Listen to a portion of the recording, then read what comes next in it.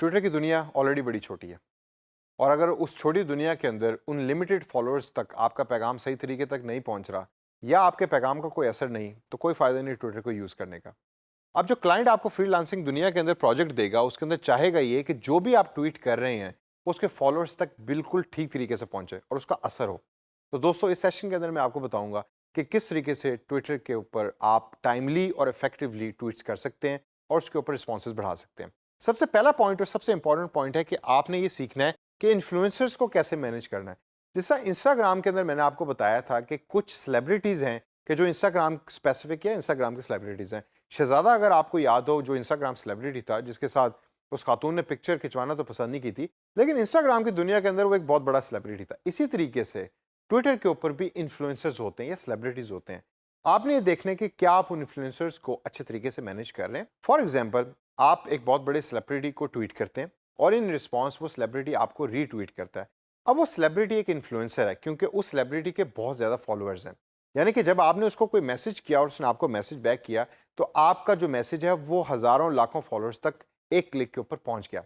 तो आपने ये चीज़ जहन में रखनी है कि जब आपको रीट्वीट वापस होती है तो उसको किस तरीके से मैनेज करना है। कि आपने वापस कोई जवाब देना है, उस जवाब को देने का कोई फ़ायदा होगा या उन तमाम लोगों तक आप जो सेलिब्रिटी के साथ अटैच हैं अपना मजीद पैगाम कैसे पहुंचा सकते हैं, इसको मैनेज करना सबसे ज़्यादा ज़रूरी है एक इफेक्टिव ट्वीटिंग के लिए।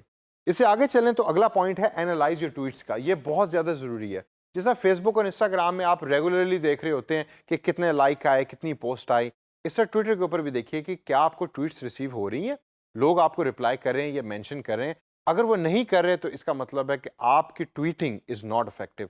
तो उसको इफेक्टिव बनाना, उसके कंटेंट को स्ट्रॉन्ग बनाना बहुत ज़्यादा ज़रूरी हो जाता है। इससे अगला पॉइंट है use the content that can go viral या use tweets that can go viral.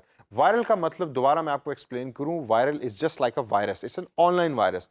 आप एक कंटेंट को शेयर करते हैं, लोग उसको पसंद करते हैं, वो फिर आगे से आगे कम टाइम के अंदर कॉन्टिन्यूसली शेयर होने लग जाता है। अक्सर ग्लोबल ट्रेंड्स आपने ट्विटर के ऊपर देखे होंगे कि वो बड़ी तेजी से आग की तरह फैलते हैं। क्यों? क्योंकि लोग उसकी न्यूज़ को पढ़ना चाहते हैं। तो इस तरह का कंटेंट यूज़ करें अपने ब्रांड या अपने क्लाइंट के बारे में जिसको लोग पढ़ना चाहें, और जब उसको पढ़ेंगे उसके ऊपर रीट्वीटिंग होगी, मेंशंस होंगे, शेयरिंग होगी, तो आपका पैगाम ज़्यादा से ज़्यादा लोगों तक पहुंचेगा। अगला पॉइंट दोस्तों है connect on an emotional level, यानी कि अपने फॉलोअर के साथ इमोशनल लेवल पे कनेक्ट हों। आप ये देखिए कि आपका फॉलोअर किस तरीके का कंटेंट पढ़ना चाह रहा है। वो अगर अफसरदा किस्म का कंटेंट पढ़ना चाह रहा है तो अफसरदा किस्म का कंटेंट ट्वीट कीजिए।